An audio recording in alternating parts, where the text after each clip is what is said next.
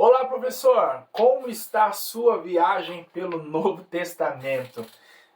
Bem-vindo à segunda aula. Eu sou o professor e superintendente de escola dominical, Lucas Gomes, e estou muito feliz com a sua presença aqui.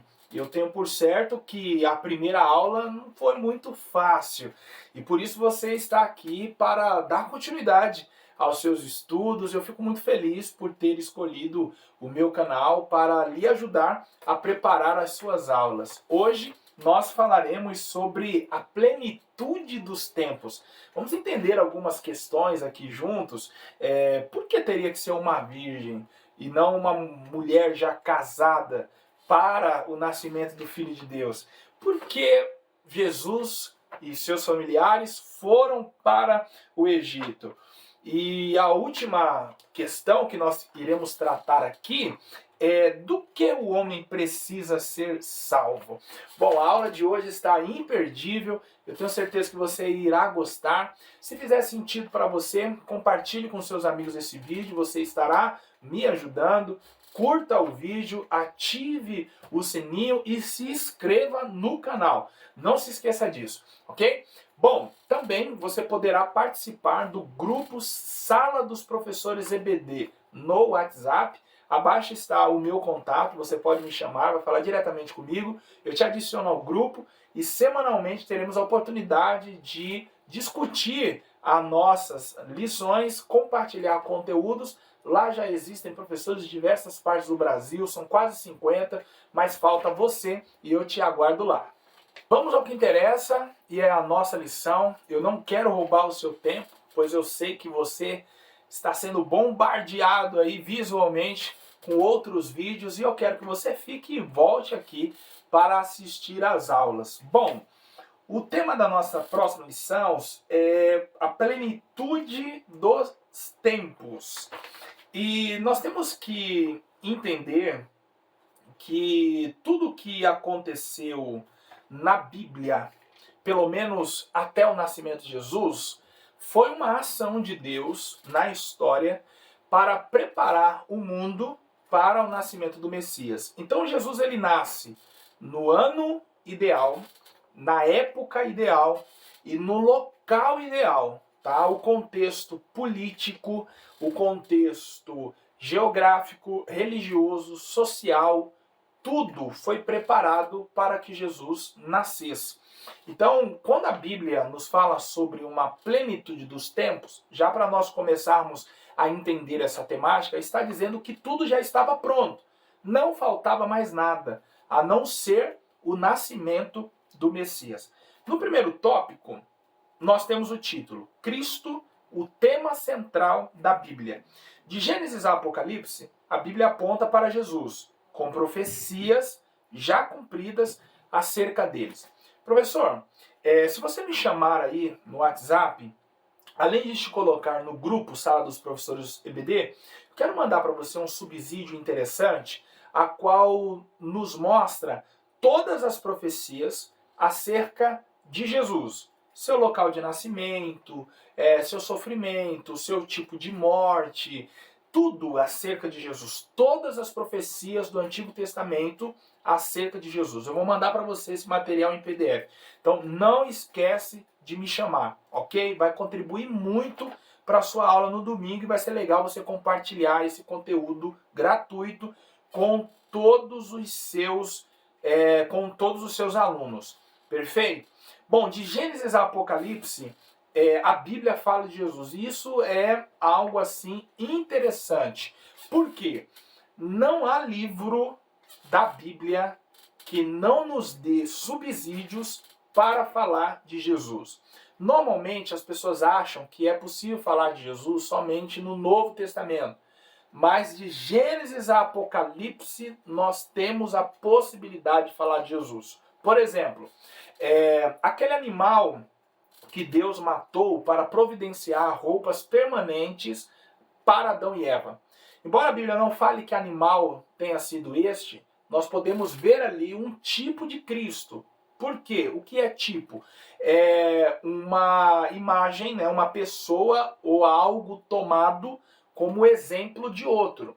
É algo que aponta para outra situação. Vou ser mais específico para você.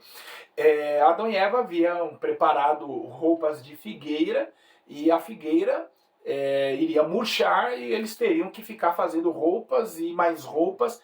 Deus foi lá, matou um animal, pegou a pele desse animal e colocou neles. Então assim, Deus providenciou para o problema do homem, que era a nudez, uma roupa permanente. Só que o que Gênesis ali quer nos mostrar no capítulo 3 é que Deus providenciou para o problema do homem, que era o pecado, uma solução. E ela é Cristo. Então ali nós temos uma figura de Cristo.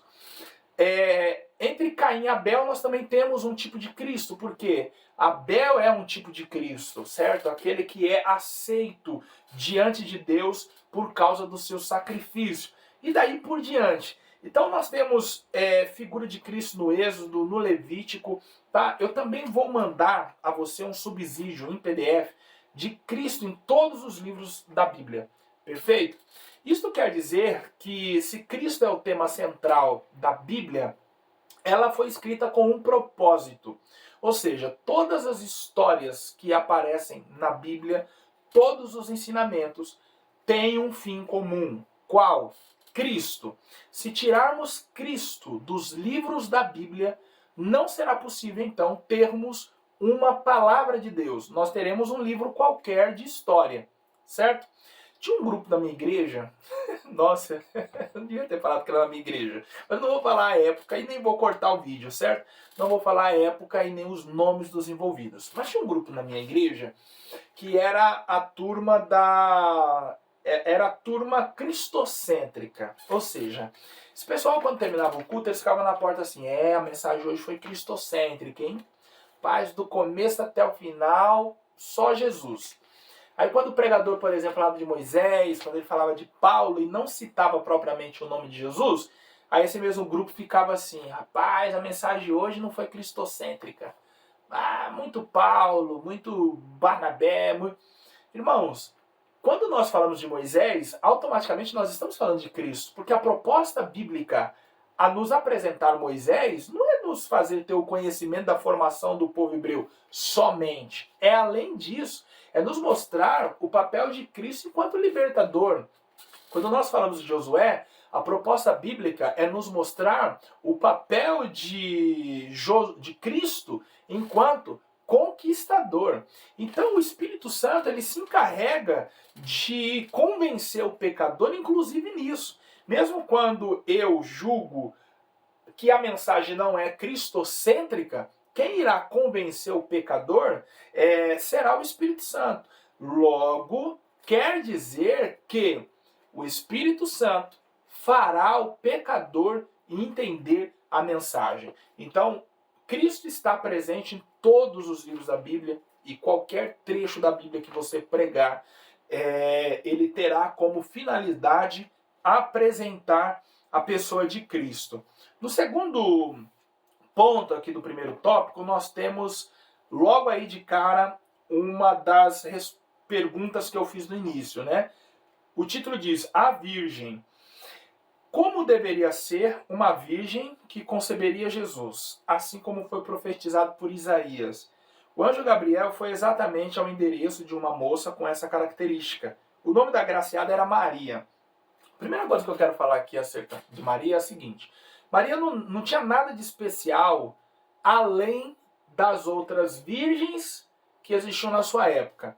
Maria, assim como muitas, era virgem e estava, talvez isso a colocava em um ponto à frente das demais, estava disposta a fazer e a cumprir a vontade de Deus. Virgem tinha um monte, mas talvez o que a selecionou foi quem está disposta.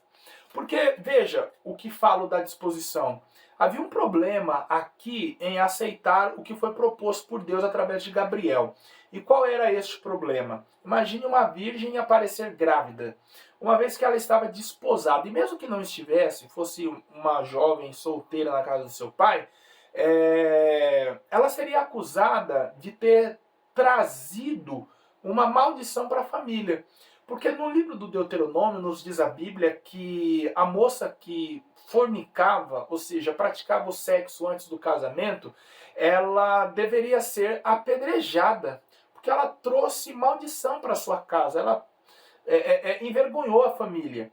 Então, Maria, no mínimo aqui, seria condenada e apedrejada já por indicação dos seus familiares.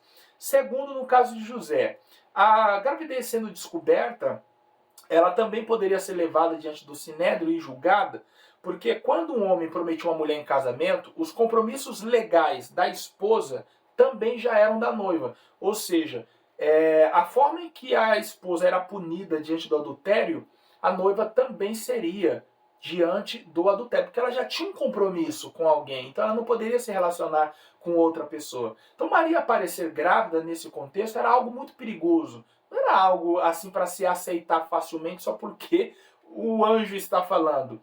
Tanto que você vai perceber que no capítulo 1 de Lucas, Maria ela só vai de fato aceitar a proposta porque ela indaga o anjo assim: como isso vai acontecer sendo que eu não conheço o varão? Ali está confirmada a sua virgindade. Como eu vou engravidar? Aí Gabriel explica o processo. A sombra do Altíssimo te cobrirá e você será cheia do Espírito Santo. Ok. Aí Gabriel vai e emenda o testemunho de Isabel, prima de Maria, que era estéril. E isso era do conhecimento dela. Só que o que não era do conhecimento dela é que Isabel já estava no 6º mês de gestação.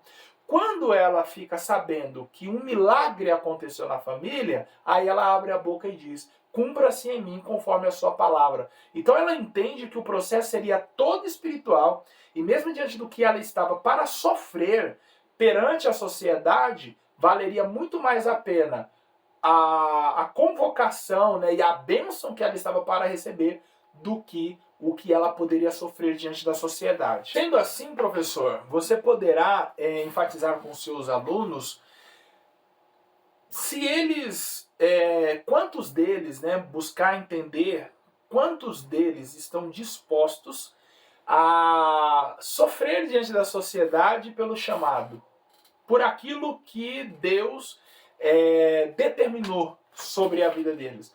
Porque Maria era uma virgem como outra qualquer, jovem como uma outra qualquer, mas talvez esta coragem de aceitar o propósito foi o que a fez ser escolhida. Aqui é uma possibilidade, ok? Mas o que nós vamos entender de fato pelo texto é que a graça de Deus a alcançou. E quando a Bíblia nos mostra a graça, quer dizer então que nela não havia nada que pudesse despertar em Deus o interesse. Eu vou escolhê-la por isso. Foi pura graça. Então, Deus também nos escolhe por pura graça. E uma vez sendo escolhidos por pura graça, ou seja, nada em mim chamava a atenção de Deus para que Ele me escolhesse. Então, o que devo dar como resposta? A minha coragem. Senhor, cumpra-se em mim conforme a tua palavra. E aí, por que teria que ser uma virgem? Veja bem, Jesus, ele nasceu como ninguém nasceu, ele viveu como ninguém viveu, e ele morreu como ninguém morreu. Tudo em Jesus foi inédito. E mais, ele ressuscita como até hoje ninguém ressuscitou. E todas essas etapas na vida de Jesus, nascimento, vida, morte, ressurreição, todas essas etapas aconteceram sem o auxílio humano. Jesus não vive uma vida sem pecado porque alguém o auxiliou a viver dessa forma. Jesus ele não morre porque alguém o auxiliou a morrer. E olha que interessante, João 10, Jesus disse que daria a sua vida. Ele disse: é por isso que meu Pai me ama, porque eu tenho o poder de dar a minha vida. Então é Jesus dizendo que ele morreria sem o auxílio de ninguém. E quando Jesus foi crucificado, à sua direita e esquerda haviam 2 ladrões. E nós vamos perceber que Jesus ele morre na sexta-feira, no finalzinho do dia. O sábado estava para começar. Só para a gente se situar aqui, o dia, né, no Oriente começa de uma forma diferente, não a partir das 0 horas, como aqui no Ocidente, mas a partir das 18 horas, pelo menos nesse período bíblico. E então Jesus morre às 15 horas de sexta. Às 18 começaria já o sábado. Então, como o sábado era a Páscoa, os sacerdotes não pedem a Pilatos que retirem os corpos dos condenados. Então o que é preciso fazer? Acelerar a morte, porque de acordo com o que nos diz o Dr. Champlin, houve registros na história de pessoas que sobreviveram ao martírio da cruz e de lá foram retiradas depois de 11 dias. O mínimo que alguém sobrevivia pendurado era 3 dias. De acordo com o Dr. Pierre Barbet, um médico francês já falecido, um médico cirurgião, a pessoa ela morria pela tetania, cãibra e asfixia. Pelo fato de ficar numa mesma posição, né, ali, imagine, um mínimo de 3 dias com os braços para cima. A caixa torácica comprimia os pulmões e essa pessoa não conseguia respirar. Então o que era preciso fazer? Ela se flexionava sobre os seus joelhos, né? E então quando ela subia, ela liberava a caixa torácica, respirava melhor e aí voltava. Então imagina, nessa agonia, no mínimo ficavam 3 dias e houve registro na história de até 11 dias e a pessoa foi retirada de lá com vida. Então eles ficariam ali dias pendurados. Então o soldado vai e quebra as pernas do que está à direita, quebra os joelhos do que está à esquerda. O que isso então queria dizer? Queria dizer que ele perderia o apoio dos joelhos e morreria asfixiado. Só que quando ele foi para quebrar as pernas de Jesus, ele viu que Jesus já estava morto. E aí o que acontece? Josh McDowell, ele fala sobre uma teoria, né? A qual acreditam que Jesus ele sofreu um espasmo, né? Jesus ele desmaiou, enfim, mas ele não morreu. Isso era possível? Perfeitamente. Não existia os equipamentos, a tecnologia de hoje para testar a morte de alguém, então facilmente poderia se confundir como posso falar? Um coma com morte. Só que Roma apresentou ao mundo as formas mais cruéis de execução, entre elas a crucificação. Então o que eles tinham como meio de atestar a morte? Era chamado de golpe de misericórdia. É o ato de enfiar a lança do lado direito para atingir o pericárdio e então rompê-lo e fazer com que a pessoa morra, caso esteja viva. Então o soldado pegou a lança, encravou do lado direito de Jesus e João testifica do que aconteceu. Ele diz que saiu sangue e depois água. Essa água é como que um soro que reveste o pericárdio. Então é uma bolsa, né, com esse soro, uma espécie de soro que reveste o coração. E aí, quando então rompida, essa água, este soro sai. Então ali João está testificando que de fato o coração de Jesus foi atingido. Então o que eu estou querendo dizer é o seguinte: era perfeitamente possível alguém desmaiar na cruz? Sim. Era perfeitamente possível alguém confundir coma, desmaio com morte? Sim. Mas Roma não abria brecha para isso. Jesus já estava morto.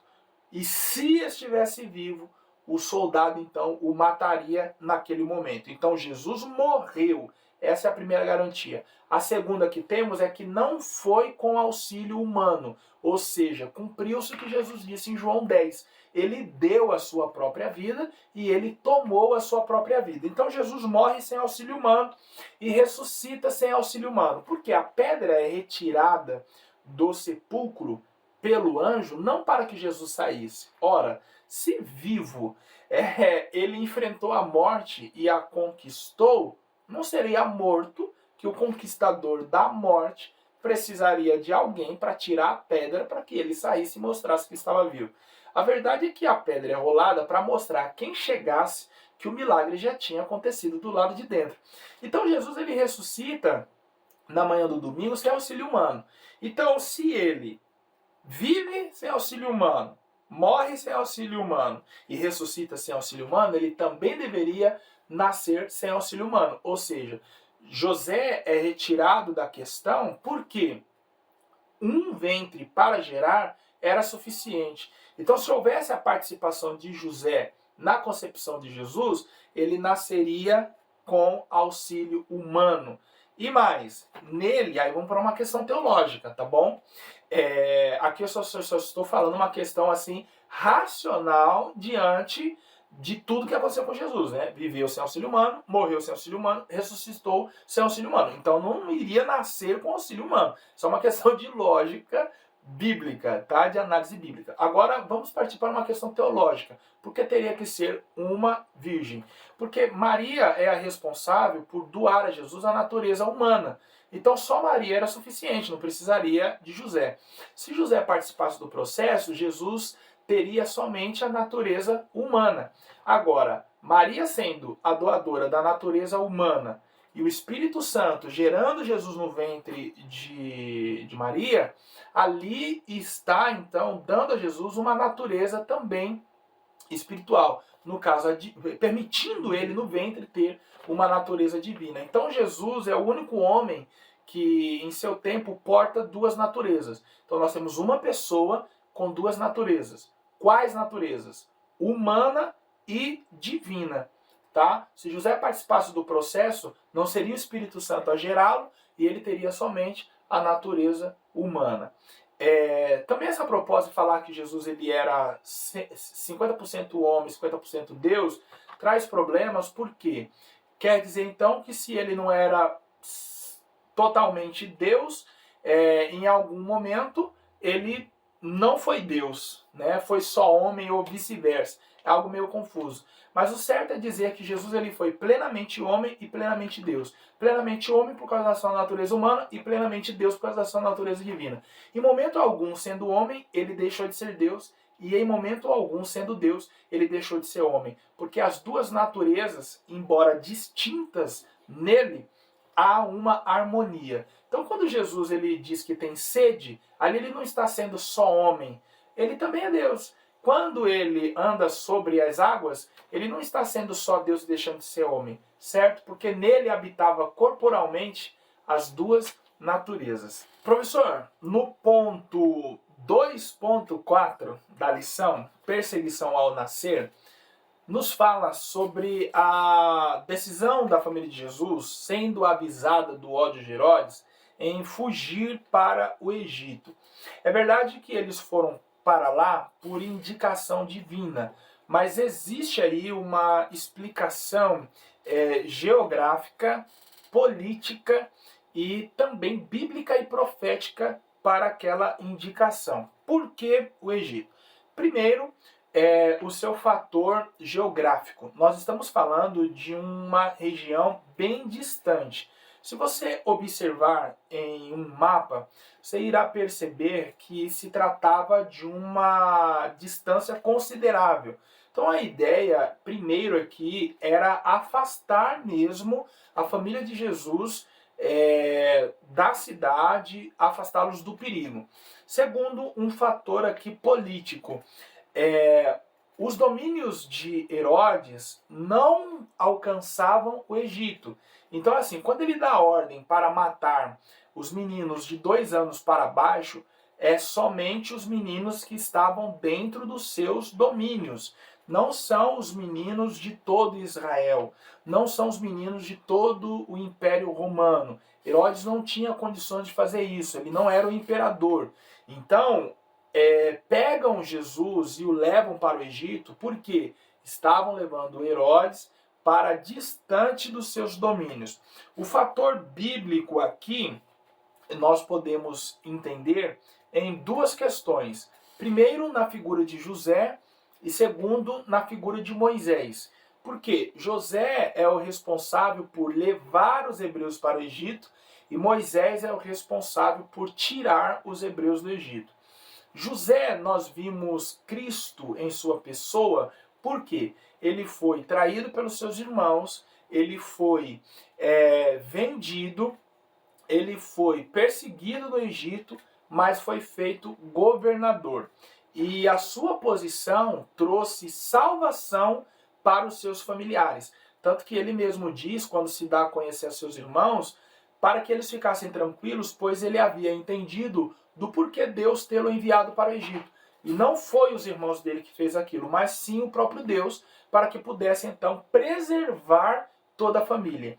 Então Jesus também foi traído pelos seus, Jesus também foi vendido, Jesus também foi perseguido, e a posição dele enquanto não governador do Egito, mas como Senhor, a posição que ele é posto então ao ser glorificado após a ressurreição, traz então salvação para todos nós. Então por isso que é preciso ele estar no Egito, para haver essa identificação, tá? Tanto que aqui nós falamos o quê? Que de Gênesis a Apocalipse a Bíblia aponta para Jesus. Então tudo tem que fazer coerência, certo? E principalmente na vida de Jesus. A segunda questão dele ir para o Egito é porque Moisés foi o libertador. Então Moisés foi aquele que tirou o povo e o levou para a terra prometida. A mesma coisa. Jesus, ele está na figura deste libertador, tá? Da nossa antiga vida para uma nova vida com Deus. Então aqui nós temos um fator bíblico. Agora um fator profético é porque em Oséias 11:1, o Senhor Deus havia dito através da boca do profeta: quando Israel era menino, eu o amei, e do Egito chamei a meu filho. Então, profeticamente falando, Deus chamou Jesus do Egito, ou seja, é uma lembrança, tá? De Israel sendo chamado do Egito. Então, o que queria Deus é que houvesse por parte de Israel esse entendimento e essa identificação. Olha, assim como nós, o Filho de Deus também foi chamado do Egito. E aí, no terceiro ponto, professor, eu quero te chamar a atenção para a razão da sua vinda. E aqui o comentarista nos fala que a razão da vinda de Cristo foi para salvar a humanidade dos seus pecados. Normalmente quando nós evangelizamos, nós falamos que Jesus ele quer salvar. E normalmente as pessoas não se sentem perdidas, não se sentem em perigo. E por isso nem todos querem se salvar. Diante disso, o que é preciso então? É preciso, através do Evangelho, nós mostrarmos o quão perdido está o pecador, para depois então fazer ele entender que ele precisa ser salvo. Nós observarmos, Pedro fez isso em suas pregações, Paulo também fez isso em suas cartas. Se nós analisarmos os sermões, e aí fica a minha indicação de leitura a você, do capítulo 2 de Atos, o sermão que Pedro ministrou no cenáculo, o sermão do capítulo 3 que ele ministra no templo, o sermão do capítulo 4 que ele ministra diante do Sinédrio. Os três sermões têm algo em comum.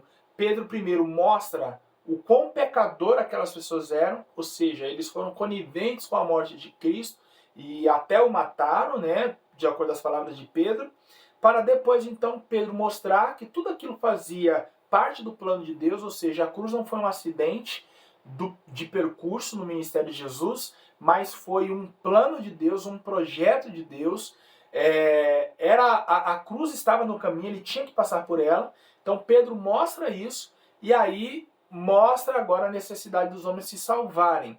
Ou seja, se eles permanecerem na condição de pecadores, aqueles que crucificaram a Cristo, eles seriam então condenados. Mas havia uma solução, ou seja, serem salvos.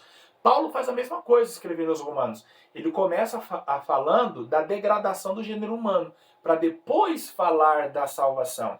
Então o ideal, quando pregarmos o Evangelho, é mostrarmos primeiro o quão perdido o homem está, para que então ele entenda a necessidade de ser salvo, ok? Um homem que está em um mar, por mais revolto que ele esteja, se ele estiver dentro de um barco, ele não se sente em perigo. Ele está seguro dentro deste barco. Só que quando este barco começa a afundar, ele percebe que agora sim ele está em perigo e precisa ser salvo. Então o que nós precisamos fazer ao pregar o Evangelho é mostrar que todos estão dentro de um barco e este está para afundar. Logo, o homem precisa de Jesus para salvar-se. Então, antes da salvação, nós precisamos mostrar o quão perdido o homem está.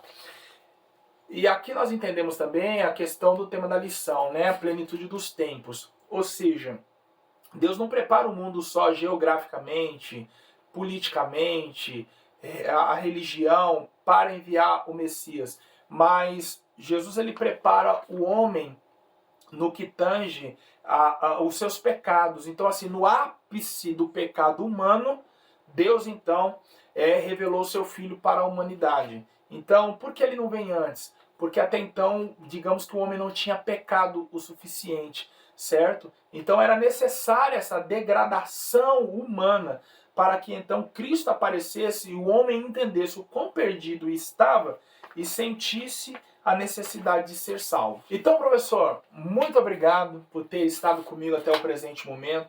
Se tudo aqui fez sentido para você, compartilhe com os seus amigos este vídeo, curta o vídeo, ative o sininho, torne-se membro e se inscreva no canal. Lembrando que você tem a oportunidade de participar do grupo Sala dos Professores EBD no WhatsApp. Abaixo está o meu contato, você poderá me chamar, eu te adicionarei ao grupo e semanalmente poderemos então discutir a nossa lição e aprender um pouquinho mais. Também está abaixo o link para os cursos que ministro, você poderá acessar e participar, e também das minhas redes sociais. Eu terei um imenso prazer em vê-lo por lá, tá bom? Deus te abençoe e até a próxima aula.